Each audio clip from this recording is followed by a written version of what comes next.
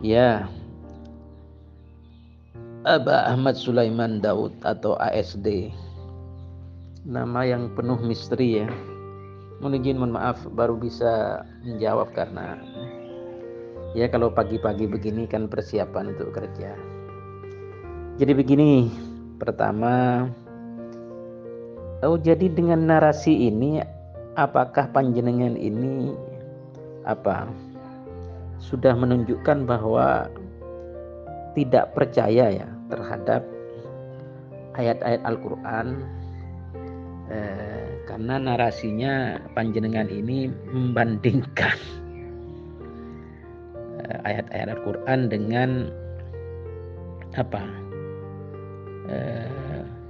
tazkirah wahyu palsu itu.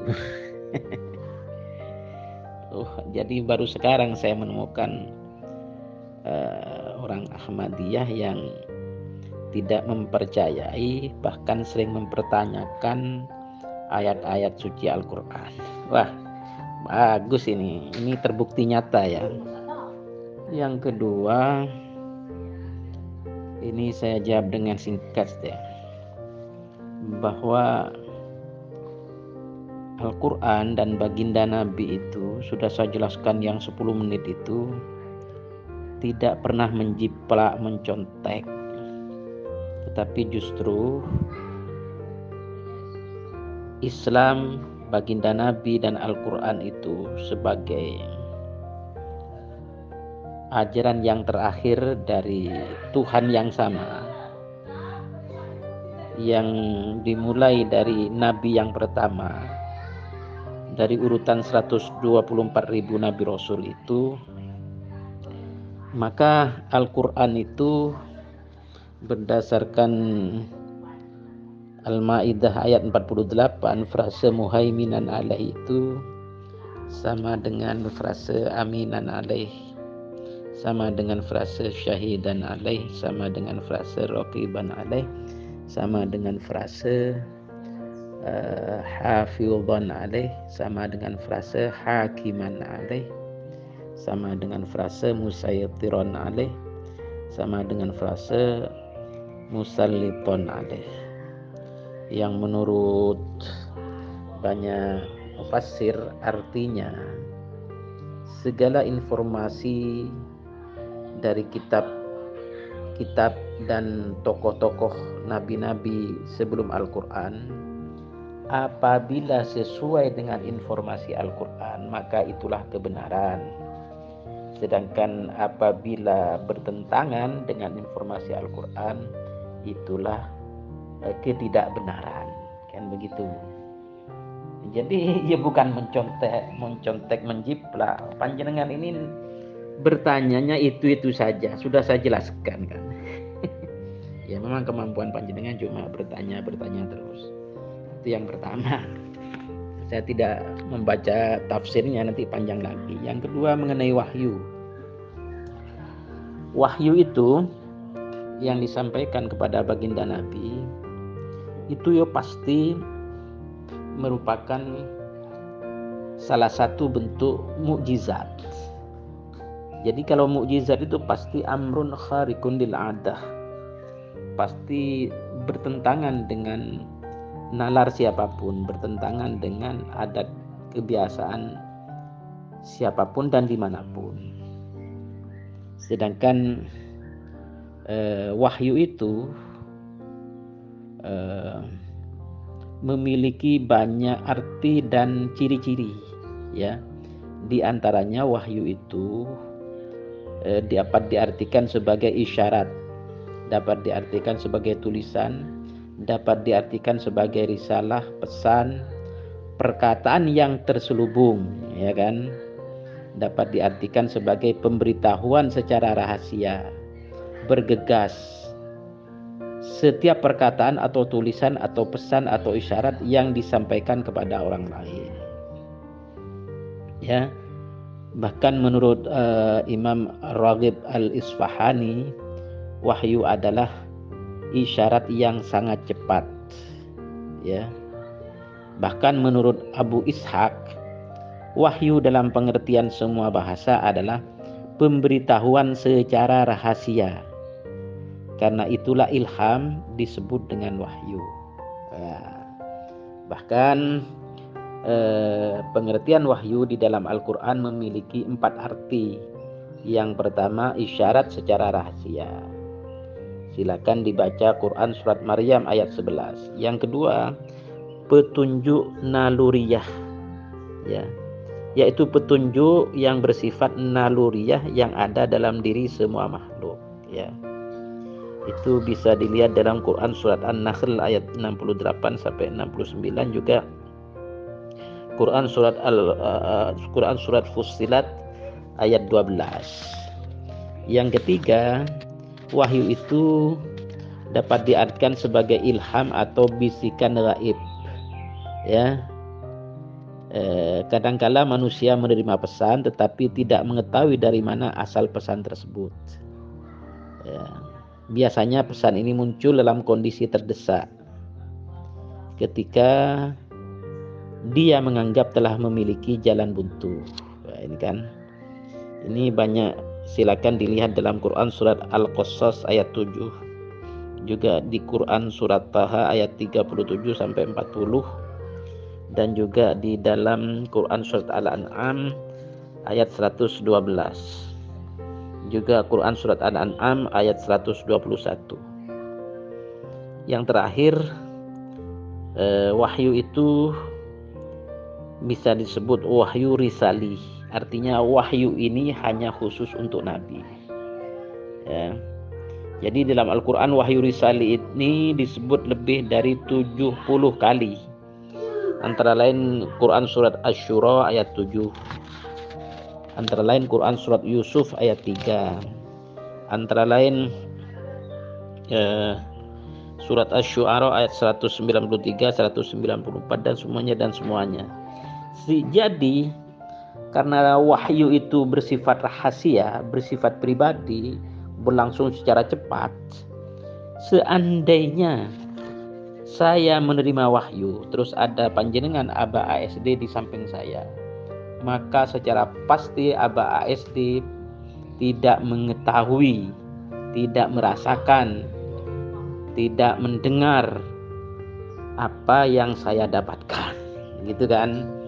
Jadi ya gak mungkin lah seseorang yang menerima wahyu itu akan, baik ada saksi atau tidak ada saksi, tidak berpengaruh terhadap keaslian wahyu itu, ya.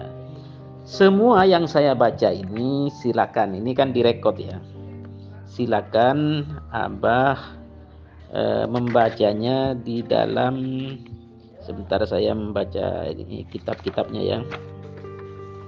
Yang saya baca itu silakan panjenengan baca di dalam kitab-kitab, antara lain Ikhtilafu Masahif Asyam wal Hijaz wal Iraq, karya Asy-Syaikh Abdullah bin Amir, seorang qari terkenal dari Syam.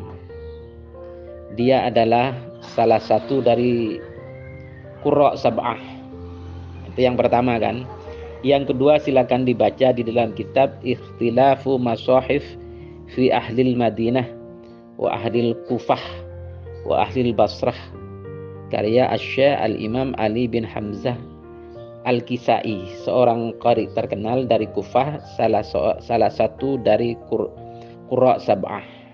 Yang ketiga, kitab Ikhtilafu Ahlil Kufah wal Basrah wasyam, karya Asy-Syaikh Al-Imam Yahya bin Ziyad yang dikenal dengan nama Farra al-Baghdadi. Yang keempat, silakan dibaca dalam kitab Ikhtilafu al-Masanif, karya Asy-Syaikh Al-Imam Khalaf bin Hisham, perawi Hamzah dari qari Baghdad, salah seorang Qurra Asyrah, ya kan. Kalau tadi Qurra Sab'ah, ini Qurra Asyrah, ya kan. Jadi dalam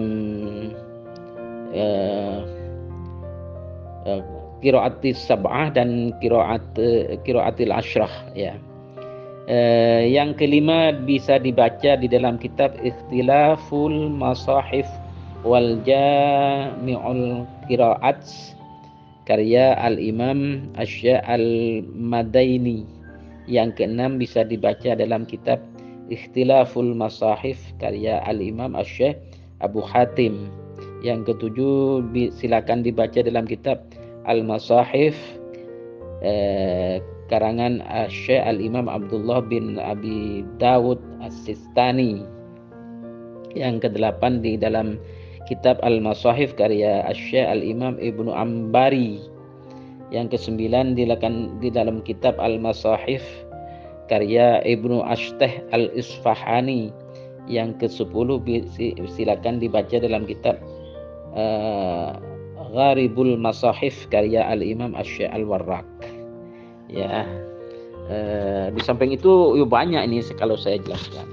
Itu yang tentang wahyu, gak apa-apa panjang ini karena sampean cuma bertanya-tanya.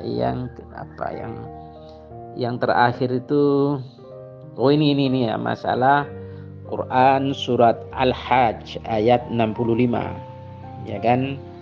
Jadi karena sampean ini Abah ASD, saya yakin dan pasti tidak bisa membaca ayat Quran, makanya bisanya cuma memposting tulisan-tulisan dengan narasi-narasi yang sumbang, karena tidak berdasarkan pendapat para mufassir dan pendapat para muhaddis kalau hadis. Saya baca ya ayat 65. A'udzubillahi minasyaitonirrajim. Bismillahirrahmanirrahim. Alam tara annallaha sakhkhara lakum ma fil ardi wal fulka tajri fil bahri bi amrihi wa yumsikus samaa'a an taqa'a 'alal ardi illa bi idnihi innallaha bin nasi laraufur rahim. Shadaqallahul azim. Jadi fokus di sini adalah wa yumsikus samaa'a an taqa'a 'alal ardi illa bi idnih. Jadi dan dia Allah menahan benda-benda langit, bukan menahan langit.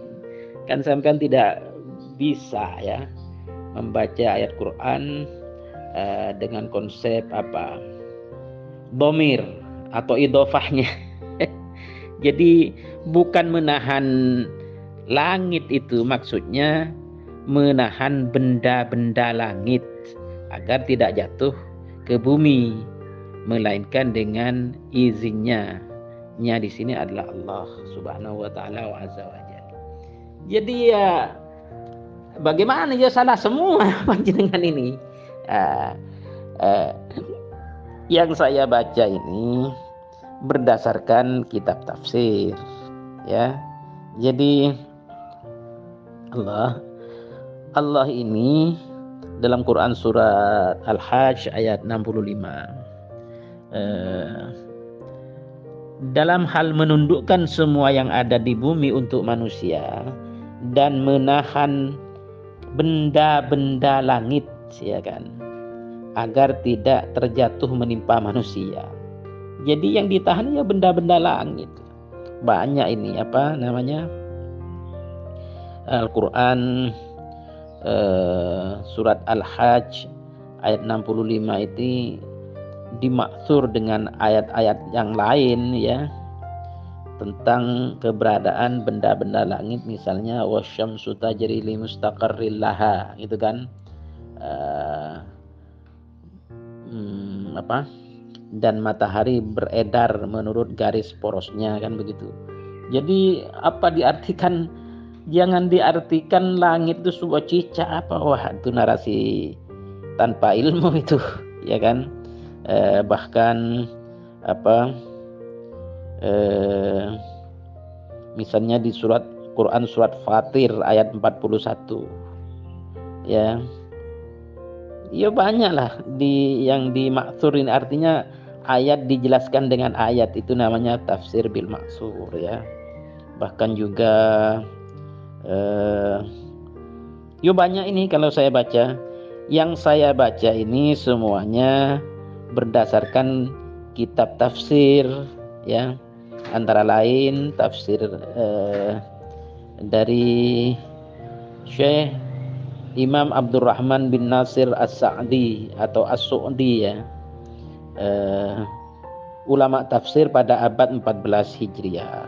Juga dibaca di dalam Hidayatul Insan bi Tafsiril Quran karya Asy-Syaikh Marwan Hadidi bin Musa. Juga di dalam Tafsir Al-Wajiz karangan Wahbah Zuhaili ya kan, dan banyak-banyak lagi. Jadi sampean ini salah besar. Membaca ayat Quran saja saya jamin tidak bisa. Kalau bisa voice note. Dan yang kedua, mengartikan ayat Quran, konsep domir dan idhofa itu tidak paham. Jadi diartikan secara tekstual, ya nggak bisa begitu. Jadi untuk memahami ayat-ayat Al-Quran banyak ilmunya, disebut dengan 15 ilmu alat ulumul Quran, antara lain ya nahu sorofnya, balaghah mantiknya, bayan, tafsir, badi, macam-macam. Panjenengan nggak bisa untuk memahami ini. Begitu ini hampir 20 menit, tapi nggak apa-apa karena panjenengan ini lagi-lagi cuma memposting dengan narasi yang cenderung mendiskreditkan apakah itu wahyu, apakah itu Al-Quran, apakah itu baginda Nabi Muhammad SAW. Jadi saya bingung panjenengan ini. Jadi panjenengan ini betul-betul ya mendiskreditkan dengan narasi terhadap Al-Quran, terhadap wahyu, terhadap baginda Nabi. Jadi panjenengan ini bisa bisa menciptakan aliran di luar yang panjenengan diskreditkan itu kan. Ya jadi kalau panjenengan ini misalnya sudah menyatakan tidak ada kaitannya dengan Al-Quran, dengan baginda Nabi Muhammad SAW, ya bagus itu. Artinya tidak ada kaitan sama sekali dengan Islam. Ya kita hormati. Tetapi selama panjenengan masih melabelkan Jamaah Muslimin, Ahmadiyah Internasional misalnya, ya kita kejar terus. Ya, kita kejar terus. Ya, sekali lagi terbukti panjenengan tidak bisa membaca secara voice note ayat-ayat Al-Quran. Apalagi tafsir, kitab tafsir, teks asli dari kitab aslinya. Ayo kalau panjenengan memang betul-betul bisa voice note, jawab voice note saya yang hampir 20 menit ini. Gak apa-apa, saya mesti mendengarkan kok. Karena yang saya baca itu full literasi, baik literasi baca, literasi ujar maupun literasi dengar, dan literasi lisan, literasi amat, begitu kan. Ayo saya tantang panjenengan voice note dan jawab jawaban saya ini dengan literasi yang serupa. Begitu Abah Ahmad Sulaiman Daud atau Abah ASD. Voice note. Jangan share yang narasinya mendiskreditkan itu. Ya, terima kasih.